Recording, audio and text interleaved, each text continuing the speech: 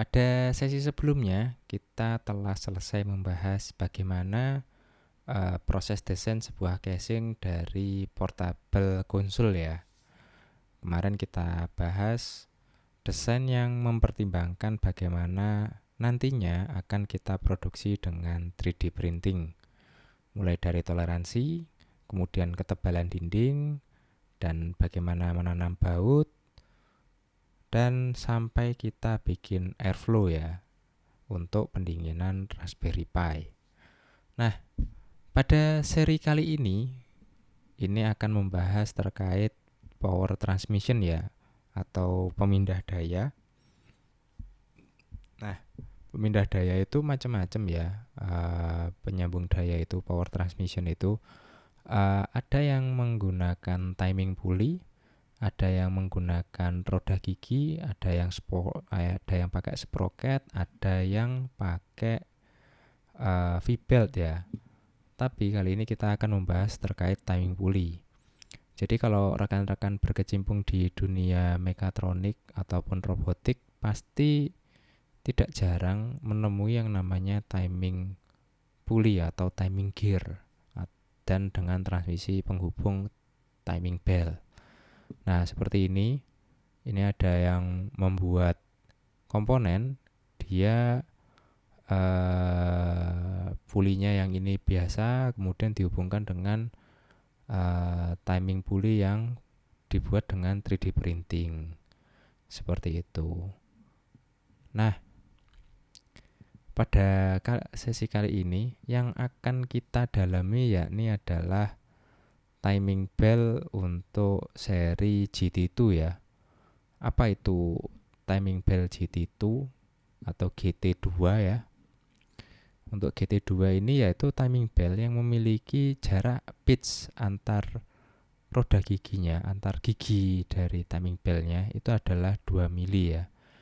Jadi bayangkan sebuah sabuk yang panjang, dia tiap roda gigi yang kecil-kecil itu, giginya itu dia ada jarak 2 mili. Seperti itu. Nah, kemudian pastinya kalau yang namanya timing pulley nanti timing belt berhubungan sama timing pulley ya, kayak gini ya timing pulley penampakannya. Nah, kalau kita lihat dimensi lebih dalamnya, itu ada yang namanya pitch diameter atau pulley pitch circle-nya, kemudian ada outside diameter dan bagian inside diameter untuk kaki timing pulley-nya atau bagian dudukan untuk bagian tonjolan dari timing belt. Seperti itu.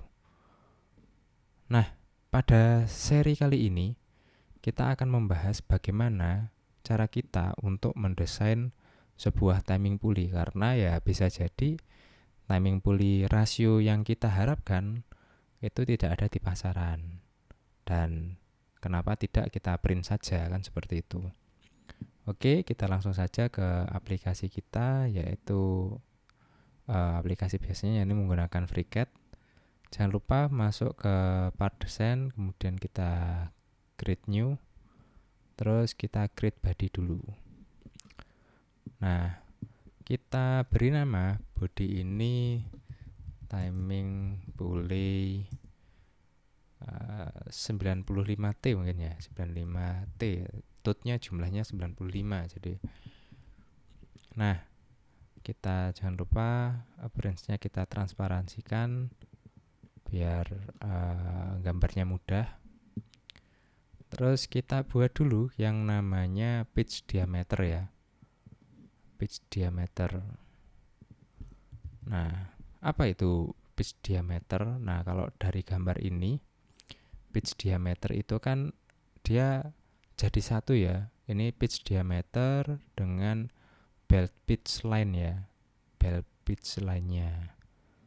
Jadi kalau di timing pulley itu ada sebuah garis yang dia itu adalah titik pusat dari giginya ini ya, pitch-nya ini. Jadi ketika dia ditekuk, ketika dia melengkung, nah ini nanti akan membuat tali busur ya. Nah, karena dia bayangkan sebuah roda gigi ini, dia di lingkari oleh timing belt, roda timing gear ini dikelilingi oleh timing belt, sehingga dia akan membentuk keliling dari timing pulley tersebut. Nah, kelilingnya itu disebut pitch diameter. Terus bagaimana kita menghitung pitch diameter? Pitch diameter itu didapatkan dari kelilingnya ini dibagi 3,14. Nah, kelilingnya ini kita akan tahu ya, kalau ini kan gigi itu membagi 360 derajat. Jadi jumlah giginya tinggal dikalikan pitch-nya. Jadi kalau pitch-nya 95, maka jumlah giginya itu kalau pitch-nya 95, kalau pitch-nya itu 2, kemudian jumlah giginya itu 95, maka kelilingnya adalah 190 mm. Nah, itu nanti yang dibagi oleh Pi ya, 3,14. Nah, seperti itu caranya untuk mengetahui pitch diameter. Oke, kita coba dulu. Nah, bisa jadi salah juga ya ini ya. Cuman setahu saya kelilingnya itu nanti yang akan keliling itu yang menjadi pitch diameter. Oke, langsung saja kita cari pitch diameter di sini. Kita di FreeCAD bisa kita formulakan. Nah, kita hitung, kita kurung buka, berarti jumlah tooth 95 dikali pitch-nya 2, kemudian dibagi 3,14. Nah, kemudian kita oke. Ini adalah pitch-nya ya, pitch diameter. Nah, pitch diameter. Kemudian kalau kita lihat outside diameter atau diameter terluar dari roda gigi itu adalah lebih kecil ya, lebih kecil dari sini. Kalau kita lihat pada potongan timing pulley, bisa kita lihat bahwa PLD atau pitch line dimension itu ada di sebelah sini. Sedangkan di bagian ini kan adalah bagian yang berkontak langsung dengan outside diameter atau kepala dari timing gear. Nah, berapa jaraknya? Yaitu 0,254. Jadi ini pitch line dimension, yang di sini adalah outside diameter dari timing gear. Nah, kita masukkan lagi rumusnya. Kita buat circle. Terus ini kita cek formulanya, kita copy. Oke. Kita masukkan formula juga.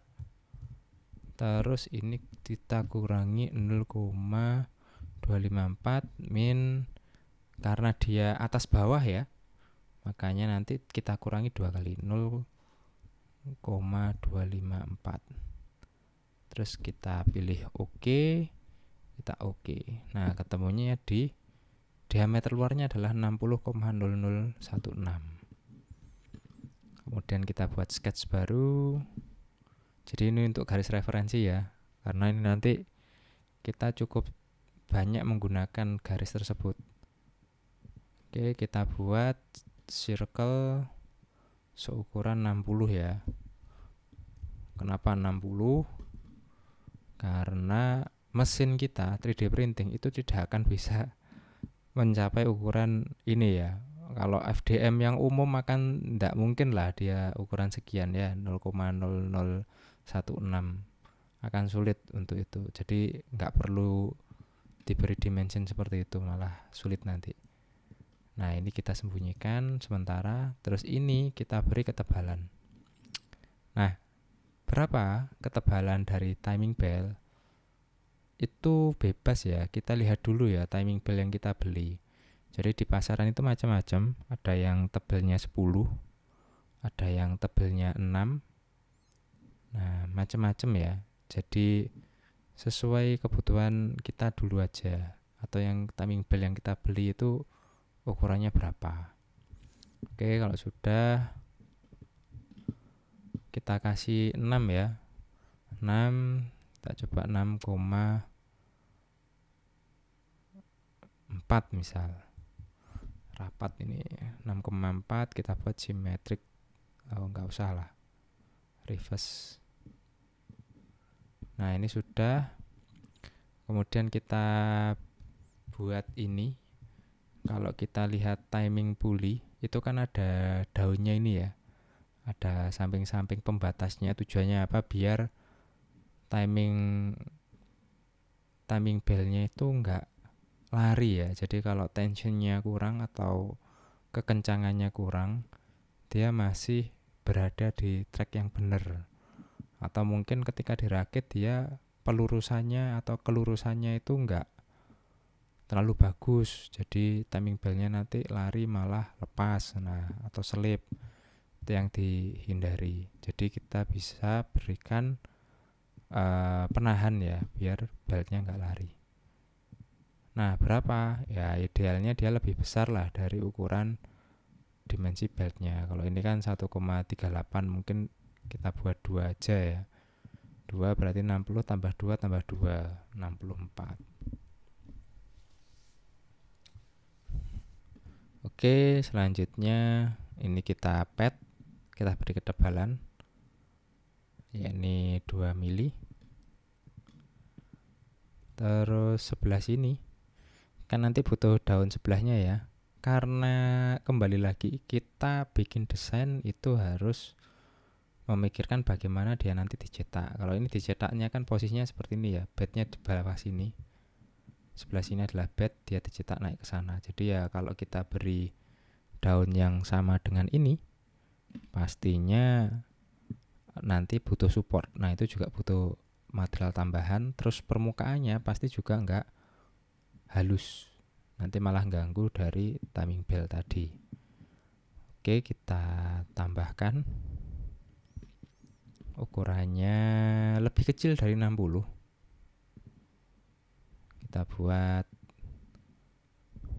56 ya. 56. Kita geser dulu posisinya. 66,4. Terus kita pad sejauh 2 mm. Oke, ini sudah muncul. Nah, selain itu, kalau kita lihat timing pulley atau timing gearnya, itu ada tempat masang set screw ya, untuk mengencangkan, untuk mengikat itu. Nah, ini juga sama, dia ada bagian yang fungsinya untuk mengunci. Couplingnya, ada couplingnya ini. Nah, kita buatkan coupling juga di sini. Diameternya kita beri 28 mungkin seperti ini. Terus kita posisikan naik dulu.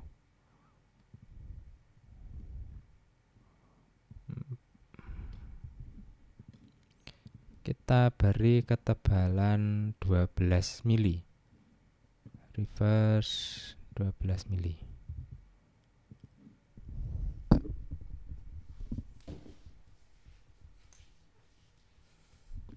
Oke, seperti ini. Terus ini pasti kita butuh lubang ya untuk memasang shaftnya. Nah, kita buat seperti ini. Kasih diameternya adalah 8 ya. 8. Tapi kalau 8, shaftnya 8, lubang 8 gak akan ketemu. Jadi kita beri suaian sedikit, kita beri celah sedikit, yaitu 0,1 ya. Tapi kan kalau printer kan dia ada ekspansinya, jadi masih tercover oleh ekspansi tersebut. Nah, ini sudah. Terus ini kita turunkan dulu.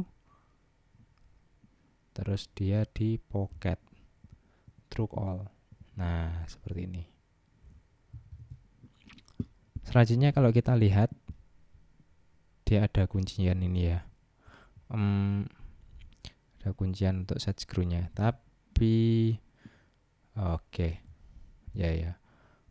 Nah, ini kan sudah seperti ini. Pertanyaannya kenapa kok ini nggak dibuat celahnya dulu? Nah, ini yang jadi PR juga ya. Kenapa kok nggak dibuat celah dulu? Karena FreeCAD itu dia ini ya ada kendala ya. Jadi kalau kita mengedit pada bagian ini, maka dia nanti akan merender itu dari awal sini ke paling belakangan. Nah, kita coba aja. Kita buat di sini untuk satu mata gigi. Mungkin diameternya adalah 1.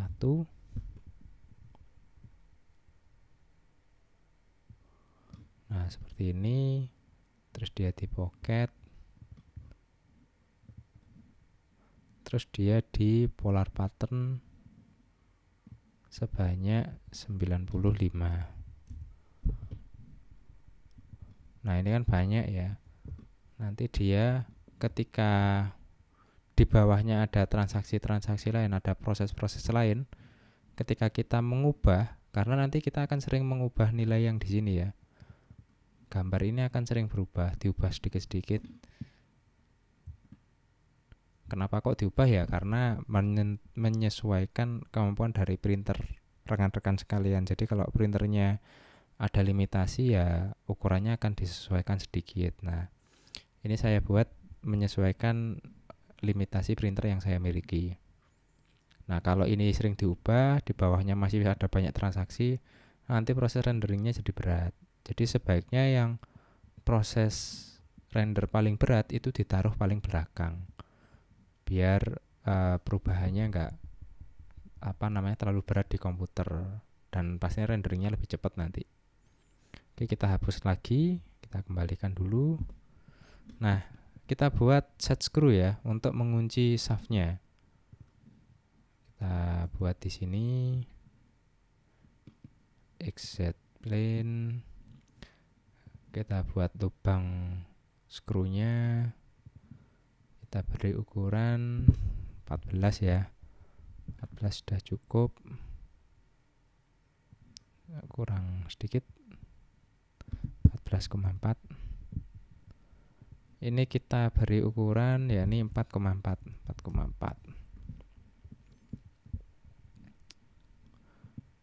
Untuk mur atau baut M4. Nah, sampai sini terus kita buat yang namanya mur tanam atau insert nut ya di sini. Kita buat insert nut, ukurannya 14,4.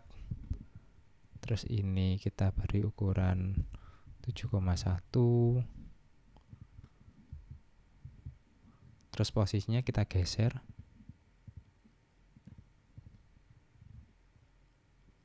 Nah, ini 1, 2. Ini kita tambah sedikit. Terus kita pocket. Di sini ketemunya 3,6. Oke, ini sudah jadi. Selanjutnya kita ekspor. Nanti kita simulasikan apakah desain kita ini sudah benar atau belum. Terus kita revisi apa yang salah dengan desain ini, atau apakah sudah sesuai apa belum. Nah, kita ekspor dulu ke Bamboo Studio. Nah, ini sudah kita ekspor. Hasilnya seperti ini. Ini kita posisikan dulu. Kita klik objeknya. Kemudian lay on face, kita pilih ini. Jadi dia di print posisinya seperti ini. Kalau kita lihat dia nggak ada yang jatuh ke bawah ya. Ini sudah benar untuk desainnya. Terus langsung saja kita slice split. Nah, kita cermati prosesnya layer by layer, kita turunkan dulu. Nah, kondisi seperti ini tidak mungkin kita akan memasang mur atau nut di sini ya. Karena kalau kita pasang, pastinya kita harus men-stop di posisi ini. Sedangkan kalau kita lihat dari depan, nut itu masih muncul. Nah, ini kalau printernya jalan nanti nozzle-nya malah bertabrakan sama nut. Ya, pasti akan bengkong. Nah, ini yang kita hindari. Itu yang pertama. Terus yang kedua, di sini masih banyak sisi-sisi tajam ya. Biasanya kalau di bagian atas itu dengan sisi tajam nanti akan ada wrapping sedikit ya. Nanti pemasangannya akan agak sulit. Itu yang kedua. Ini nanti perlu kita tambahkan chamfer, kita berikan chamfer di sini. Terus di sini kita beri chamfer juga biar beban terkonsentrasinya bisa kita turunkan. Terus yang bagian bawah, seringkali ketika pertama kali proses slicing di bagian bawah sini, dia akan bleber ya, akan keluar sedikit. Nah, itu kita berikan chamfer juga di sebelah sini, sekitar 0,4 ya, biar dia nggak terlalu keluar gitu. Nah, mungkin itu yang perlu kita perbaiki. Oke, mungkin sampai di sini dulu untuk part kali ini dari sesi membuat timing pulley atau timing gear. Sesi berikutnya kita akan membahas bagaimana ini biar bisa dipasang yang pertama. Terus kita berikan chamfer, terus kita mulai bikin alur untuk timing gear. Oke, sesi kali ini saya cukupkan. Sampai jumpa di sesi berikutnya. Sekian, terima kasih.